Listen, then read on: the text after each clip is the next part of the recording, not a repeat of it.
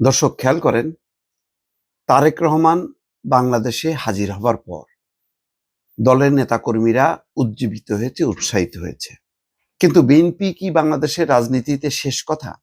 বিএনপির একার পক্ষে কি সম্ভব এই রাজনৈতিক পরিস্থিতি যে পরিমাণ অবনতির দিকে ধাবিত হয়েছে, যে পরিমাণ নতুন নতুন ইস্যু সামনে এসছে, সেটি মোকাবেলা করার জন্য?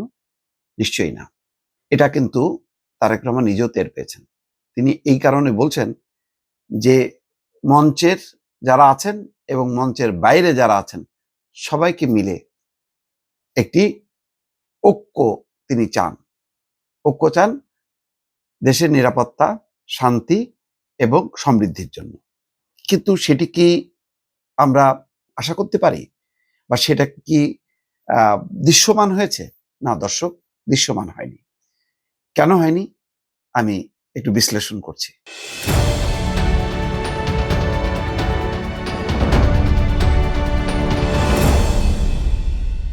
খেয়াল করবেন যে মঞ্চে কারা ছিল। মঞ্চে যারা ছিল বিএনপির বাইরে, তারা শক্তিশালী মুখ, কিন্তু শক্তিশালী দল বা সংগঠন না। যেমন ধরেন গণ অধিকার পরিষদ। তারপরে কারা ছিল? ছিল ববি হাজ্জাজের দল, আন্দালিব পার্থ, জুনায়েদ সাকি, সাইফুল হক। এই মানুষগুলো পরিচিত, কিন্তু তাদের দল সংগঠন কিন্তু সারা দেশে শক্তিশালী না। মুখগুলিও জনপ্রিয়, কিন্তু তার মধ্যেও দেখেন একটা বিভাজন ঘটেছে। কারণ বিএনপির সাথে প্রায় 40, 45 বা 50টা রাজনৈতিক দল কিন্তু একটা যুগপৎ আন্দোলন করেছে। সেখানে অনেকগুলো মুখই নেই। কারা নেই? যেমন প্রথমেই যাকে প্রত্যাশা করা হয়েছিল, মাহমুদুর রহমান মান্না, তিনি কিন্তু নাই। কর্নেল অলি, তিনি নেই। তারপরে যদি ধরেন আসম আব্দুর রব, তারাও কিন্তু নেই। এই মুখগুলি কিন্তু বিএনপির সঙ্গে ছিল, যুগপথে ছিল, কিন্তু তারা নেই। এইভাবে আমি সবগুলো নামটা মনে আসছে না, আরো বেশ কিছু দল সংগঠন কিন্তু নেই। কারণ নির্বাচনী সমঝোতা হয়নি।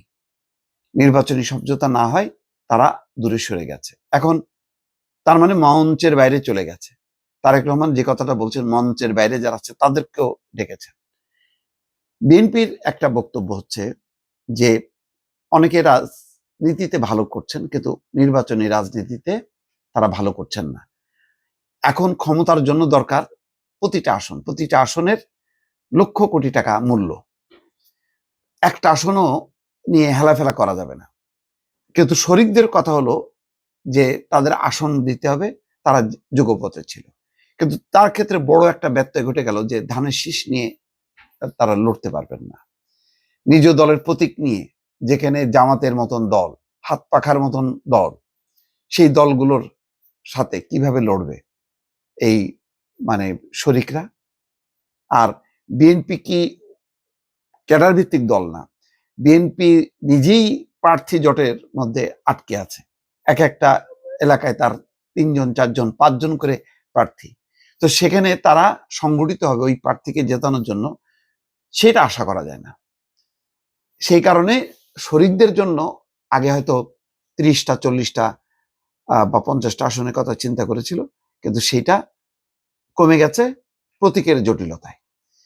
এখন প্রতীকের জটিলতায় আটকালো, কিন্তু রাজনীতির মেরুকরণে বিএনপি কি আগাইতে পারলো? তারেক রহমানের আহ্বানে কি সাড়া দেবে? যে নির্বাচনী সমঝোতা হলো না, কিন্তু রাজনৈতিক সমঝোতা কি হবে?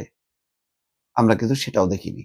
এর বাইরেও কিন্তু কয়েকটা রাজনৈতিক দল আছে যারা গণতান্ত্রিক শাসনের জন্য তারা বারবার নির্বাচনের কথা বলছিল যথাসময়ে এবং দ্রুত। তার মধ্যে অন্যতম সিপিবি, বাসদের 2 অংশ এবং আরো কয়েকটি রাজনৈতিক দল।